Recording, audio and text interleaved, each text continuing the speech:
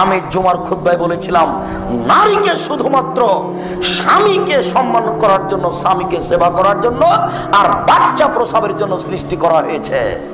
এই বাক্যটি হেডলাইন ধরে 3 নম্বর শ্রেণীর বদ নোংরা মানুষরা বলেছে, ওই মহিলাও বলেছে, বদ মহিলা, যে এত বড় বদ মানুষের বাংলাদেশে জায়গা হয়, আমাদের হয় না।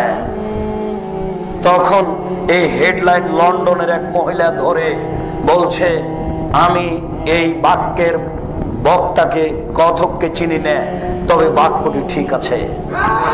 এই নিয়ে 3-4 পৃষ্ঠা লেখে নেটে দিয়েছিল, তোমরা অবশ্যই জানো। আমি বলেছিলাম, মহিলাদেরকে স্বামী সেবা এবং বাচ্চা প্রসবের জন্য আল্লাহ সৃষ্টি করেছেন, অন্য কাজের জন্য নয়। অফিস আদালত, কোর্ট কাচারি, শিক্ষা প্রতিষ্ঠান তাদের দিয়ে চালাতে হবে, এই জন্য আল্লাহ সৃষ্টি করেননি, তারা বিপজ্জনক বস্তু।